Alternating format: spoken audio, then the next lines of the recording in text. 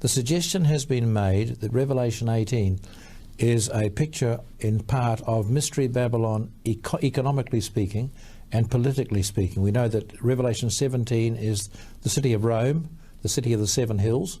That's very clear, the headquarters of the world church, which will be a combination of Catholicism, Protestantism, Eastern religion, and so on. Now, Revelation 18, I'm quoting from verse 10, standing afar off for the fear of her torment, saying, Alas, alas, that great city Babylon, that mighty city, for in 1 hour is thy judgment come. And the suggestion has been made, and I agree with this, that this refers to New York City, the home of Wall Street, the home of the United Nations. And then we read in verse 17, for in 1 hour so greater riches has come to naught. Every shipmaster and all the company in ships and sailors and as many as trade by sea stood afar off and cried when they saw the smoke of her burning, saying, What city is like unto this great city? In one of my books I have 25 reasons why that refers to New York. And a careful reading of Revelation 18 shows that there's something going to happen there. And the electrician was called Y2K. A lot of people thought Y2K was a failure. No, it wasn't. Get ready to listen to what it really meant. We learned afterwards what it really meant, not before, unfortunately. Y2K was designed by a woman in 1957 called Grace Hopper. Write down 1957 if you're taking notes, please. Grace Hopper and a team of scientists built a card called the Hollerith card, Hollerith card, which had 80 spaces. In order to save space on the card, because they only had 80 places to put their information, they chopped out all the 19s, you see. 1957 became 57. In the year 1967, 10 years later, the Bureau of Standards, an official American government department, ratified that fact that from now on all computer firms had to use just 2 digits for the date, which was 67 instead of 1967. Everything went well until about the year 1999, but however, anybody who drives a motor car should know that when your speedo gets to 99, you know what comes next, unless you need help. Most people would know it goes to 000, you see. And all these computer people knew exactly what was going to happen, but the mainframes weren't quite sure when it got to 1900, because you chopped out the 19, the mainframes built in the old days weren't sure whether it was 1900 or 2000. And magazines like The Time and the Newsweek wrote articles called The Day the World Shut Down and all this sort of stuff. And through fear, look at this everybody, that's the key word, through fear, all the nations on earth upgraded their computers and synchronized them.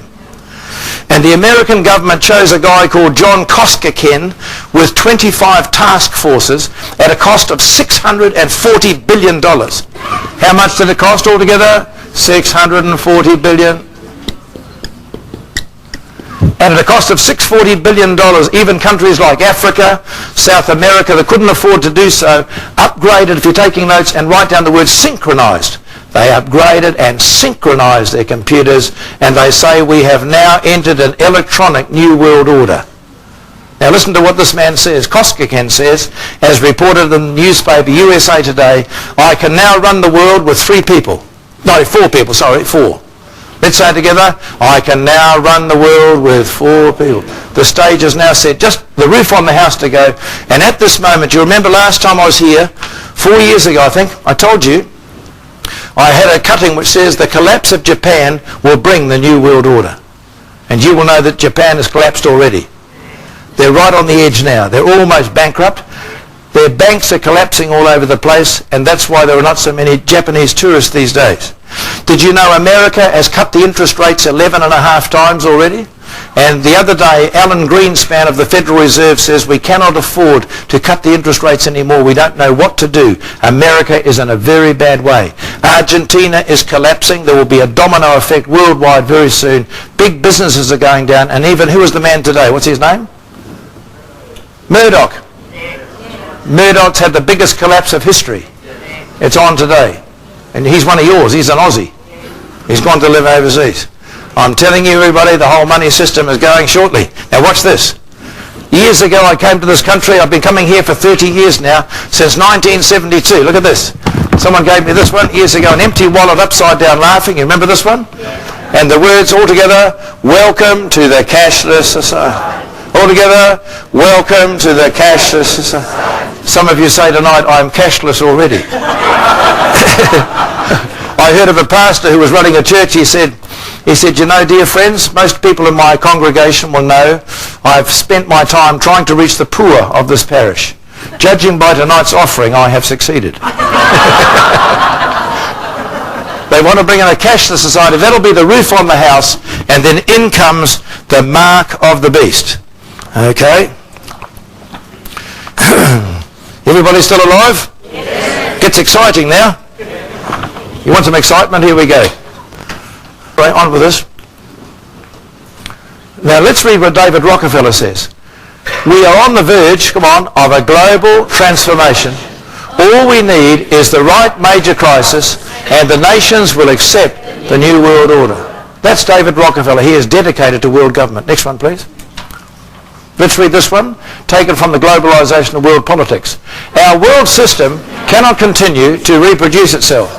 A crisis within a particular world system heralds its end and replacement by another system. Now, the crisis that was chosen was the bringing down of the Twin Towers. Because everywhere you go in the world, they say the world will never be the same again. It was very cleverly designed. They worked in collaboration with the guys who flew the planes and the world government people who put charges in the building and demolished it. And if you saw those buildings, they were imploded. People heard explosions, and if you look at the pictures of them, they came down like that, just like that. They didn't fall sideways or anything like that. And if you read the information on how those towers were built, you will see it was impossible to happen what happened there. Now, that's interesting. So I'm telling you, I've got the information on this. And that was the crisis that brought about the change that was needed to bring about a world government. How many people died? 3,000. It was a blood sacrifice to Lucifer. A blood sacrifice to Lucifer. You're dealing with a satanic plan here, and those people were sacrificed in order to bring in a crisis that would bring about a system where you were under observation at all times. Now, did you know in New Zealand now, I don't want to frighten anybody, but you go to New Zealand, they never had any security at the airports, nothing. You go through there now, they will examine all your bags going in and out, even flying within the country. You now go through x-rays. They never had that before September the 11th. And therefore you see the crisis very cleverly done. You say, have they ever done that before? Yes, Hitler did it years ago. Hitler bombed one of his own buildings and blamed the Jews for it. The American government did the same thing at Oklahoma. You remember the Oklahoma bombing of the Murrah Center? They said Timothy McVeigh did it. His bomb hardly did any damage at all. It just damaged the outside of the building. But there were charges laid on the third floor that right against the main beams in that building that brought the whole thing down. And a man called Major General Parton of the US Air Force was going to go and inspect the area. He said that Timothy McVeigh's bomb hardly did any damage at all. I will prove that. He said, please hold it up until I get there. And they demolished the building before he arrived. There were people on the alcohol, tobacco, firearm, ATF, is it? On the top building, the 9th floor, they were all out that day. They knew exactly what they were doing. And the thing was brought down by people setting up world government so they could blame the patriots, of whom Timothy McVeigh was one of the members of the Patriot movement. Get the idea? Now they've done it again to the Trade Center, and people need to understand. You remember the face of Satan in the smoke?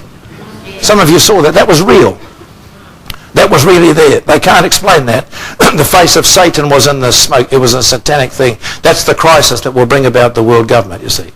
We're now ready to receive chips. We'll receive anything as a form of protecting ourselves. Get the idea? Young people piercing themselves, they'll go for it in a big way. I want you to, the ultimate implant, of course, will be the mark of the beast. And that's why Satanists have a little implant in them, so they can be traced by the Satanist movement anywhere in the world. But once we receive Jesus, the implant will come out. But the ultimate is going to come. It's spoken of in the book of Revelation, and it's spoken of in chapter 13. Okay, let's put this one on, please.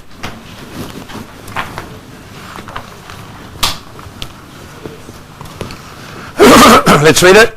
On March the 20th, 2001, Japan's on the verge of monetary collapse. September the 11th, the attack on America. September 2001, Greenspan cuts the interest rates for the 9th time. Now he's done it 11.5 times. Now look at this one.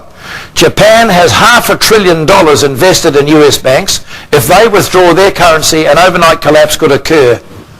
And I want you to understand the amount is $500 billion, and that means their investments in the Gold Coast, Gold Coast? They take it out, that'll bring down Australia.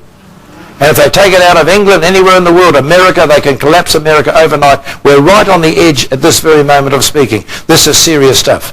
That will, it's called that, is a secret society whose members are sworn to silence.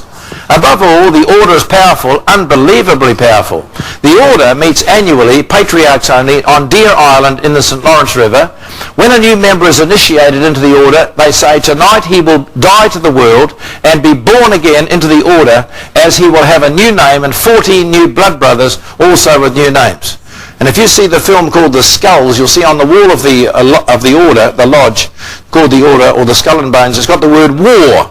W-A-R, and that's why George Bush is always having wars. He's got to send his people off to Afghanistan, and then he speaks about the axis of evil. He's talking about Iran, Iraq, and North Korea. You see, he's always got to be ready to send the troops somewhere else. This is the policy of the lodge. Also on the wall of the lodge is a swastika, a German swastika, for it is a German secret society. Very evil indeed. Dedicated to world government, and the President of America still belongs to that society, because you can never get out unless you're killed or unless you die. Next one, please. Watch this one. The Order has either set up or penetrated just about every significant research, policy and opinion-making organisation in the United States, in addition to the church, business, government and politics. The evolution of America, reflecting individual opinion, ideas and decisions at the grassroots, is simply not true. On the contrary, says Anthony Sutton, the writer of this book, the broad direction has been created artificially and stimulated by the Order. He's a brilliant writer, this guy. Next, please. Well, I think we've done that one. It's all right. Here it is. Now watch this one. The Order follows the philosophies of George Hegel, a German philosopher. All historical events emerge from a conflict between opposing forces. Excuse me, everybody. You must have a conflict before we get the New World Order. That's why everywhere there's a change, they have a conflict. E.g., South Africa. He divides the world, this philosopher called Hegel, he says part of the world is thesis, the other half is antithesis, and when you bring them together, that is called synthesis. Let's look at South Africa, shall we? Thesis, Nelson Mandela, ANC. Antithesis, Buthelezi, the Zulus. There is no chance of peace between the two groups. Henry Kissinger goes over there. The next thing, he brings them together, and they have the Rainbow Nation, the new South Africa. It happens. That is called synthesis. Illustration, you go to Ireland. You've got the Union in the north with Ian Paisley. You have Gerry Adams and the IRA. There's no chance of peace there. Henry Kissinger goes over there with a group, and before you can say Jack Robinson, there is some sort of peace in Ireland. What else? America and Russia. America, thesis, Russia, antithesis. At a certain time in history, they come together and they now have a headquarters running space program together. It used to be they hate each other. They said the axis of evil. They said the evil nation, satanic, and so on. Next thing you see Ronald Reagan next to Gorbachev, and now it's Ronnie and Gorby.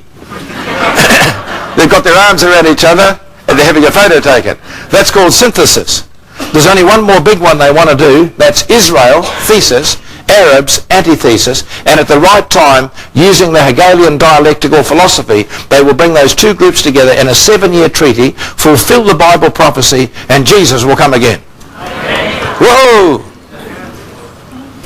Okay, now they say, well, if that's the case, the question is asked by Hegel, if it is true that they organise all the governments around the world, even your government in Canberra is run by the Order.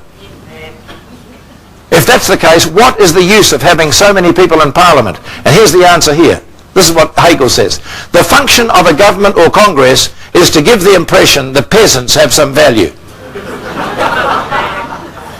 So when they pass a law, it makes them feel good.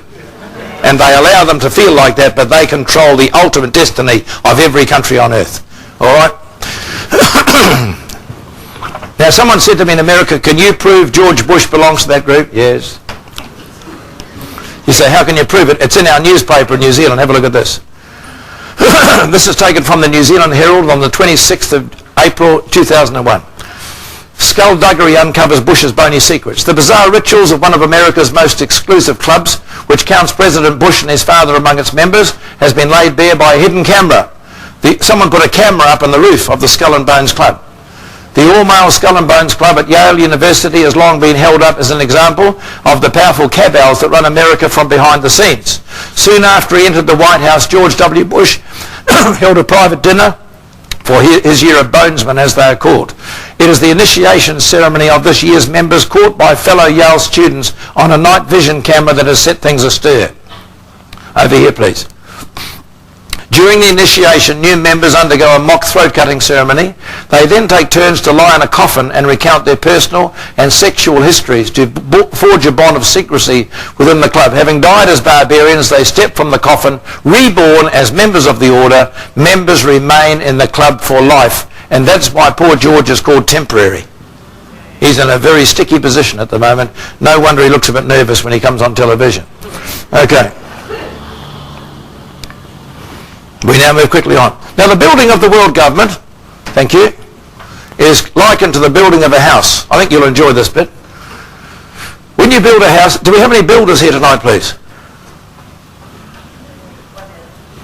Don't be shy, brother, that's all right. Yeah, God bless you. We're not against you. Anybody who builds a house will know you start with a foundation. Who agrees with that? You don't even have to be a builder to know that. Where's the foundation? We've lost it. Here it is. Now the foundation of the World Government House was the Illuminati 1776. We all know that now, we've done that. The next thing you do is you build a framework, and they chose New Zealand as the framework. I'll explain how it happened. Now I know that in many cases people over here think New Zealand is a very small country. Geographically it's the same size as Great Britain. The only difference is it has less people and it's very quiet. When I go to England, I'll be there next month, God willing. I've got a month in England again. And when I go twice this year, we go twice this year to England, when you go to Heathrow Airport, you can hardly get there. There's so many cars. And when you get back to New Zealand, you might get off the plane at Christchurch, drive home 200 miles, and I might pass 2 motor cars. And if I do, I say to my wife, my word, is busy tonight.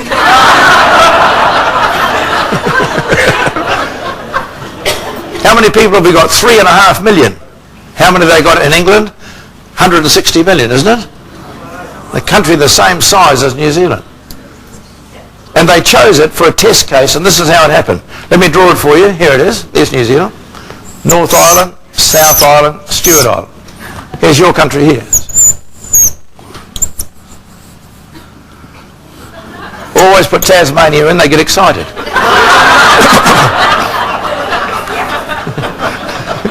Over here, put in the date line, you see. Now, why did they choose New Zealand as a test case for the world government? The reason is that we are close to the date line and we start the computers every day. So when the sun hits Mount Hikurangi, the computers roll in New Zealand, then they roll our Eastern Standard Time, Central Standard Time, Western Standard Time, over there and around the world. My wife comes from an island called Samoa. I will draw a map of that for you. There. Now, watch this. Watch this, everybody. If you have Christmas dinner here, you have Christmas dinner there the next day. So you have 2 Christmas dinners. It's all right. It's a bit difficult if you're a Seventh-day Adventist. You're not sure what to do. You're not sure whether that's the right one or that one. In fact, it is so confusing. Listen, everybody, I'm not being rude. It's so confusing to the Seventh-day people that when you go to Tonga, they have their 7th day on Sunday. And I went there. We've been to Tonga a few times. I went down to their church. I said, why are you worshipping on Sunday? You're Seventh-day Adventist. They said, somebody fiddled with the international date line. Honestly. Interesting. Anyway, the point is this. That because we are next to the date line here, we start the money system. We are important to the world government people. Secondly, we are a small nation that are very easy to manipulate. The motto of New Zealand is, she'll be right. And the Australian motto, she'll be right, mate. That's why they do anything to us at all. We are very relaxed sort of people. There's not much excitement. In 1990, enunciated that purpose. It was to set up a new world order. His son, George W. Bush, has to finish the job that his father started 10 years ago. Now, when I was in America, I don't often say this, but I might as well say it here tonight.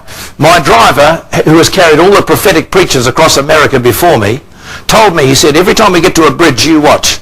And we went through 38 states in 2.5 weeks, and every bridge we went near, there were men working underneath it, putting in steel girders. He said, that is for the United Nations tanks that are going to come in and take over America shortly.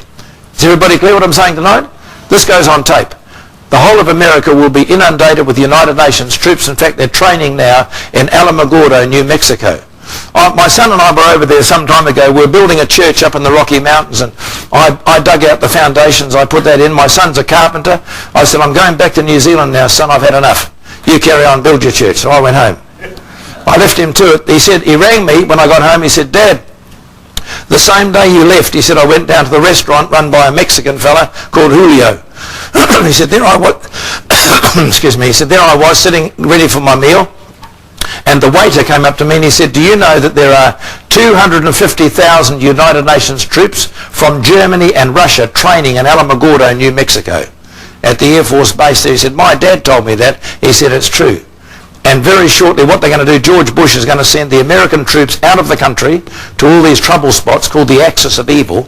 And while he's got his own troops out of the country, the United Nations will take over America and imprison Christians and imprison patriots, because they're going to introduce their one world government. Anybody who is against it will be in prison. So I guess I'd be a candidate, wouldn't I? Okay, let's move quickly on. And that's on tape, what I'm saying tonight. The biggest base they've got ready for the prisons is in Alaska. The Alaskan prison camp is over 1 million square acres up there. And many of the military bases in America are closing down, and they're turning them into prison camps. And I've got the video at home showing these prison camps and the facilities they've got already there for imprisoning Christians. But praise God, we're serving a winner. Hallelujah, everybody. It's got to come down to a confrontation, you see. There must be a confrontation, the peculiar, particular purpose for which America was set up. In DC, these are streets. Have a look at them. Some of you heard of the New Zealand footballer Michael Jones.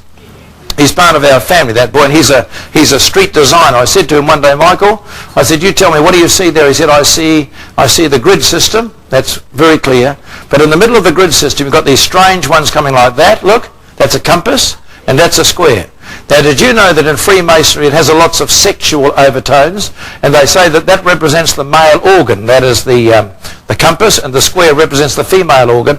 It is the uniting of the physical and the esoterical, the spiritual from the heavens, you see.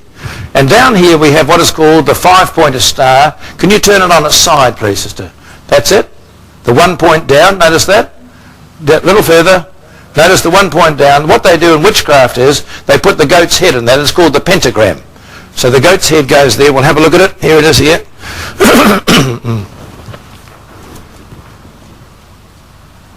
There it is. The goat of Mendes is the name of the goat. The name of the devil inside the goat is Baphomet. That's a demon. He's got 2 horns up there, 2 ears out here, the beard of the goat. Now if you go back to the other one again, the map, you'll see that the White House has got 2 points there of witchcraft. The end of the compass and the beard of the goat stops right at the White House. President W. Bush, George W., is actually influenced by witchcraft from 2 different directions. That's why he's in a very, very serious job, believe me. Now we move on. He also belongs to a secret society, as did his father before him, called the Skulls. That's the front of a book written by Anthony Sutton. It's a German secret society. And George Bush belongs to this, comes out of Yale University. His father belonged to it, and his grandfather before him. Recognize this. If you belong to that society, you have to have a secret name, because the Skull and Bones is the modern version of the Illuminati. Everybody hear me? The Skull and Bones is the modern version of the Illuminati. So George Bush Senior in 1990, who said New World Order, he introduced it. Do you know what his secret name was? Anybody know? Poppy. Write it down, please. Poppy. I was having a meeting in Upper Hutt the other day. Some of you Kiwis know where that is. Lower Hutt. Having meetings there. And a man stood up in my meeting. He said, I went to school with George Bush. He said, we used to call him Poppy. And while I was in the States, I went through those 13 major cities, and I made inquiries. I said, what is the name of his son? What's his secret name? I found it. George W. His secret name is Temporary. I said, if I had a name like that, I'd be very nervous. Now, why do you think he's called temporary? I'll tell you. George W. Bush, here's his history. A man who doesn't know very much about world events at all. He was a drunkard. He used to drink Jim Beam whiskey. He wandered around in Chinese slippers and cast-off clothing. One day his wife Laura said to him, I'm sick of this, George. I don't like living like this. Will you give up the whiskey or will you give me up? He said, I'll give up the whiskey. So they called Billy Graham around. Billy Graham prayed the sinner's prayer with him, and George W. Bush has prayed that prayer. He has been born again into the family of God. That's good news. Whenever he flies over America, he prays for the country. He reads his Bible every morning. He does Bible studies. But the problem is, he has also been born into a satanic group, and his name is temporary. You can see why, can't you? Because they tell him what to do, and when he makes a speech, if he goes off his speech, he doesn't know what to say, honestly. You watch him. He's got to keep reading his speeches because they tell him and his speechwriter what to say. And I said the other day, I said to my wife, come and watch this, he's going off his speech. It was awful. I'm not being rude to him, he doesn't know about world events. He doesn't know anything about overseas leaders. He'd only been out of the country once. He'd been to northern Mexico, that's all. And now he's got the job as the world's leader. He's got to listen to his speechwriters. So what happens is this. Because the man belongs to two different groups. So in the year 1961, some of you will know that the International Monetary Fund came to New Zealand in 1961 and they said to our Prime Minister, would you like some money? Can we lend you some money? Now, we didn't need to borrow the money. We were doing so well. Farmers in Aussie and New Zealand in 1961 were doing very well indeed. They were carrying hay bales in the back of their cars. Everything was great, you know. And then in 1961, our Prime Ministers of the day borrowed money from the IMF. They should never have done it. The Prime Minister of New Zealand was called Sir Keith Holyoake. The Prime Minister here was called Menzies. I asked that last time I was here. In 1961, the IMF came to New Zealand and they came to Australia and we borrowed money. Now, notice this please, loans. Now the moment we borrowed the money, we wrecked the economy of the country. That's when we started to get unemployment. Everything got out of balance. Your man Menzies borrowed the money also, and what we didn't realise was they signed conditions. They don't use the word conditions, that's too small. They have to use another word, conditionalities, policies, you see. The longer the words, the more difficult it is to understand. Why don't they just say conditions? Oh, I can't use that, it's too simple. Conditionalities, policies, see. So the average Aussie or Kiwi looks at that, what the dickens does that mean? No one knows. So what happens is we get the money and we keep paying interest on this. And the farmers are having a ball. They're buying 2 tractors instead of 1. They're buying extra farms over here and over here. Everything's going well. And then in the year 1987, 26 years later, they come back again and the Prime Minister Holyoake is dead. Menzies is dead. We've got new Prime Ministers and they say you will now fulfil the conditions. 26 years later. And I'm going to call out these words. If you recognise them, please call out, say something, would you? So I know you're still awake. The first word we saw coming up in the paper, it's a new word, restructuring. And all our folks said, what on earth does that mean? And all our clever friends said it means they're going to change things around and make things more efficient. And when you go overseas, they don't use exactly the same word. You go to South Africa, they call it structural readjustment. But what it really means is they sack thousands of government workers. Why? Because they're going to sell the assets and there's no longer will be any work for those people, so you sack them. And you give them money in a brown paper envelope, they walk down the road, their job is gone forever. They might pay a redundancy fee of $30,000 even to get rid of the guy because he's never coming back and that job will never be replicated again. So off he goes. Used to be called getting the sack, now it's called being made redundant. When you go to South Africa, a guy walking down the road with his brown paper envelope, what's happened to you? He says, I've just been structurally readjusted. You go through the border into Zimbabwe, over there they call it ESAP, Economic Structural Adjustment Program. You go through the border into Zambia up to the north, they call it SAP, Structural Adjustment Program. Every country is slightly different and they all have little catchwords they use. Do you remember the catchwords they used here? There is some belt tightening to be done. Here's another one. There is some pain to be endured. They talked about a level playing field and light at the end of the tunnel. We saw in the paper a few days later was corporatisation. The word is so big it's not even in the dictionary. It's so new too. So we said to all our clever university friends, what does that mean? They said, well, because governments are not very good at organising things, they're not efficient, we're going to turn government departments into corporations and they'll run things better. And all the Kiwis said, oh, good. We woke up a few mornings later, the new word is privatisation. We said, what does that mean? Never seen it before. This is 1987. It's a new word, you see. Never seen it. And they said, oh, it's going to make things more efficient because these corporations are going to be taken out of government hands and put into private hands. They're better at business. And all the Kiwis said, oh, good. A few mornings later, we wake up, the new word in the paper is shares. We smell a rat. Sniff, sniff. We say, you're not selling these shares overseas, are you? Oh no, says the government. We're only selling 49% overseas and we're keeping 51% in the country. And all the Kiwis said, oh good. Because you see, look, 49% overseas and then 51% in the country. Now, we went to preach in a place called Sri Lanka. You've heard of that? Which used to be called Ceylon. And while I was speaking there, there was a massive meeting, we had big meetings there in Colombo. I said, what is your catchword here? And I laughed when they said it. It's so funny. You wouldn't guess their catchword. Their catchword is peopleisation.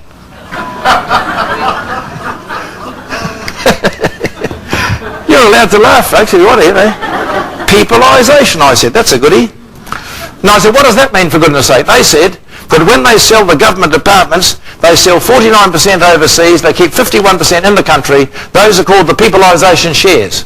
What happens next? One of these guys gets on the telephone, he calls someone in New York in a position of power and says, let's have a little stock market collapse, shall we? So they rocked the stock market for 24 hours. Do you remember it went down some time ago? And when it went down, one of these groups gets a fright. Who gets a fright? The overseas well-known investors or the little peopleisation people? These little people get a fright. They sell their shares to these guys, and at that point, what used to be yours is gone forever. Paid for by your father's tax money, your grandfather's tax money, your tax money. You've lost the asset forever. It's called state-owned enterprises, SOEs, or the family silver goes overseas. So when you see the word privatisation in future, add another word to it, and the word is goodbye. And another word, forever. You will never see it again. It's gone. Now at that stage, the government has got a whole handful of money. Where do they get their money from? The guys that bought the assets. So what do they do with the money? They pay back the IMF from their loans from 1961. Where does that leave Australia? It leaves them with no money and no assets. So what do you do next? You call in investors. And if your investors don't come, your country goes down the tube. And so you call investors. Where do they come from? Now, if you're taking notes, write this down, please. The world has been divided into three groups, three areas. Number one, listen carefully to what I'm saying now. I'm speaking to you on the 15th of May in the year 2002. The world has been divided officially into three groups, ready for the final world government when they bring it all together. And here it is. Number one group, Europe, with their own standing army and their own currency, the euro dollar, affecting the lives of 300 million people at this stage. I was in Cairo last year. As I drove through Cairo, I saw these big black limousines. I said, what's happening here? They said, Egypt is going to adopt the euro also. Many countries in Africa will adopt the euro because every country in the world must be connected to one of these three groups. Group number two is the Americas, from the tip of Alaska in the north to the tip of South America in the south, and they will all be adopting the American dollar, getting rid of their own national currencies. The first country to give up their money was Guatemala. They are now using the American dollar, and Argentina, which is bankrupt, is now going the same way. They will be using the American dollar shortly. In fact, right through there, they'll get rid of all their currencies, and they'll have their own standing army and the American dollar. Region number three, to which we belong, everybody listen, we are called APEC, Asia Pacific Economic Cooperation, and we now belong to Asia. Asia, Australia, and New Zealand are one region, and we will have our own standing army and our own currency shortly. I doubt very much whether it'll be a dollar. It'll probably be a won or a yen, an Asian currency, because we are small fish in a very big pond. And that is why you see many Asian folk coming here, because this is the region they belong to now. Get the idea, please? So that being the case, was MMP. We brought in a coalition government. Do you have a coalition here? A coalition government means weak government. And in New Zealand we have all sorts of strange things happening. We've got one who's a What is he? He's a man pretending to be a woman. Georgina is its name. We've got another guy with dreadlocks, because he's been on a farm, you know, he's got all the stuff in his hair. He comes to Parliament on a skateboard. We've got another guy who used his money to buy a new set of underpants, about $85 I think they were. It's just incredible. It's just stupid. Politics has gone nuts. Wherever you have a coalition, you've got a weak government. E.g. Israel, coalition, weak government. E.g. Italy, coalition, weak government. E.g. Australia, coalition, weak government. E.g. New Zealand, coalition, weak government. And that's exactly what they want, a weak government. We can now be controlled from overseas by the guys who have bought the assets, you see. Because once you've sold your assets, you've lost your power. So there we are. Okay, so New Zealand, we'll put on our map again, love, please. Now, when you put up your framework, that's been done in New Zealand 1987, and every country is following the New Zealand plan.